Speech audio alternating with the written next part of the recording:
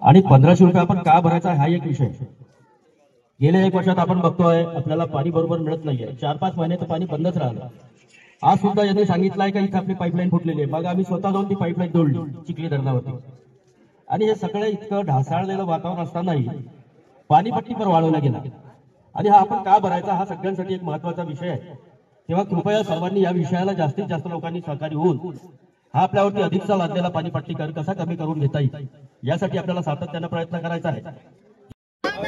ही 40 वर्ष आधीची पाईपलाईन आपल्या गावात आहे आणि नवीन जी 60 कोटीची जी योजना आहे त्याचा प्रस्ताव आम्ही बनवलेला आहे आणि ती योजना टेक्निकल सँक्शन साठी आपण वरती पाठवलेली आहे.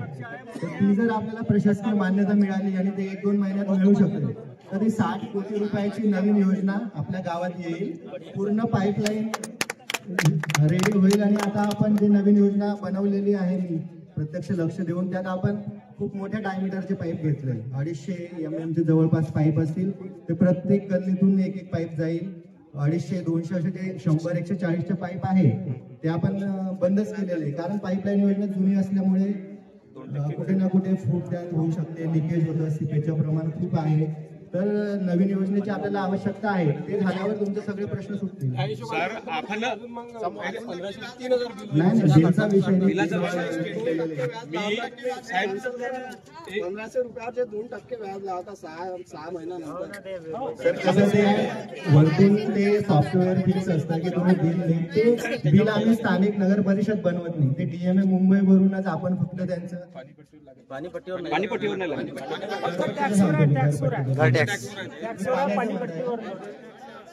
आणि जर घरपट्टीचं 2% म्हणत असाल तर ते स्थानिक लेवलला आपण ते बिल बनवून सॉफ्टवेअर मध्ये टाकतो आणि ऑटोमॅटिक ते 2% त्यावर ते वाढून येतं. मी मागच्या फरवरीपासून एक निवेदन दिलंय वार्ड नंबर 3 मध्ये पाईपलाईन रिपेअरिंगचं. म्हणजे तिथून नळ आल्याच्या अर्ध्या घंट्याच्या नंतर ते नळ गेल्याच्या नंतर अर्धा घंटा चालू राहते पाणी विहिरीमध्ये.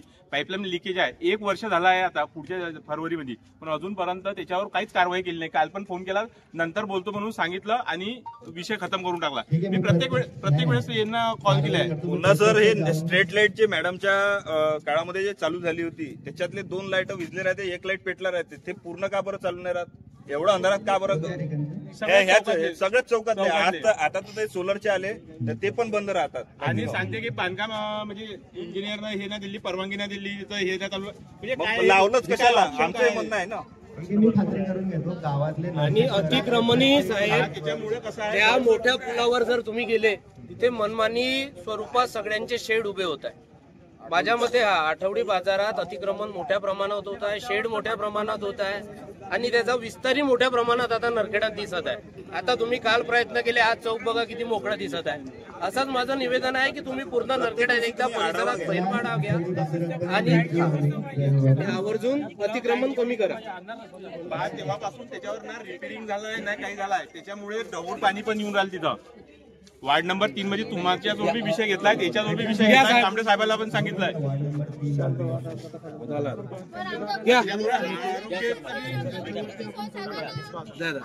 हा 1 मिनिट सगळ्यांनी शांत राहून घ्यायचं आहे. साहेब आपल्या गावात नवीन आहे तरी पण आपल्याला सगळ्यांना समजून घेत आहे. सर महत्वाच्या गोष्टी यांनी सांगितल्या हे आपण आपल्या सगळ्या कर्मचाऱ्यांकडून देखील आणि मॅडमच्या काळात जे आपण सांगतोय. 1 मिनिट काकूच्या काय समस्या आहे घ्या बोला ना. ज्या करत होत्या त्यांना ते सगळं सिस्टम माहित होतं, त्यांना ते लॉजिक माहित होतं पाण्यापिण्याचं. आता साहेब पण ते करणार आहे आणि विशेष आपली जी मागणी आहे की 1500चे आपण 1200 देऊ शकतो. आणि पाण्याची सुद्धा आपल्याजवळ दुसरं आपण सांगितलं आहे नियोजन की पिंपळगाव धरण आपलं अगदी सगळं लागून आहे. तिथून आपण पाणी अगदी कमी पैशात आणू शकतो. आपल्याला एवढ्या पैशाची गरज नाही आहे. ते सुद्धा साहेब तिकडे त्याच्याकडे लक्ष देतील आहे. कारण लांबून जेव्हा पाणी येते त्याच्यात पाणी सुद्धा चोरलं जातं. मॅडमने अनेक ठिकाणी फाईन केला होता. सावरगावला इकडे तिकडे लांबून जेवढं पाणी येतं ना साहेब तेवढं तिकडे चोरी पण होते. आपल्या कर्मचाऱ्यांना तिकडे लक्ष राहत नाही. त्याचा भुर्दंड इतरांवर पडतो. म्हणून त्याला तिथे जागीच थांबवून पिंपळगावून कसं पाणी आणता येईल, त्याचं कसं फिल्टर करता येईल, 30 पाईपलाईन आपल्याला तिथे जॉईन करता येते आणि आपल्या नरखेडवासियांना सहज देता येईल. तेव्हा आपण हे सगळं शक्य तितक्या लवकर करून आणि हे वाढीव जो हे आहे कसा कमी करता येईल याच्यावरती आपण सर्वांना समितीला सांगू इच्छितो. जर अतिक्रमण दूर करण्यासाठी त्यांनी जर काही सजेशन दिलं आणि आम्हाला पर्यायी तिथं जाण्याची तयारी आहे तर नगर परिषद तिथं त्यांची सोय करायला पूर्णपणे तयार आहे. अतिक्रमण मध्ये तितकं सजेशन तुमचे वेलकम राहतील आम्हाला की यांची पर्याय व्यवस्था इथं करू शकतो आपण ते 100% करू. या काका समाप्त करा. आमच्या गुजरीची सोय करायला आम्ही नगर पाहिजे. परिषद तुम्हाला व्यवस्था केली तुम्ही तिथे जायला तयार होणार आहे का? ठीक आहे. आम्ही 30 वर्षापासून धंदा करून राहिलो सर, छान जागेवर बसून राहिलो हा? पण आमचा पाल हटलं नाही, आम्ही पाल हटू शकत नाही. जवळपास सगळ्यांच्या मागण्या साहेबांच्या लक्षात आलेल्या आहेत आणि जेव्हा आपल्याला अपेक्षा वाटत असेल सगळ्यांनी लेखी स्वरूपात पुन्हा साहेबांकडे द्यायचं आणि त्याचं निराकरण कसं करता येईल आपण सगळे साहेबांकडे बघून त्याचं निराकरण करतो. तेव्हा आता कार्यक्रम संपला. साहेबांनी निवेदन आपलं स्वीकारलंय, आपल्या सगळ्या समस्या ऐकून घेतल्या आणि आपल्या समस्येचं कसं निवारण होईल ते साहेब आता ठरवणार आहे. तेव्हा आपण सर्वांनी इथपर्यंत आलात, आपल्या सगळ्यांच्या समस्या इथपर्यंत साहेबांपर्यंत आणल्या आणि याला आपण कसं पुढे त्याला कार्यान्वित करू यासाठी सगळ्यांचा सहभाग राहणार आहे. तेव्हा सर्वांचं इथं मनापासून अभिनंदन, सर्वांचा आभार आणि आजचा कार्यक्रम इथं संपला असं जायचं.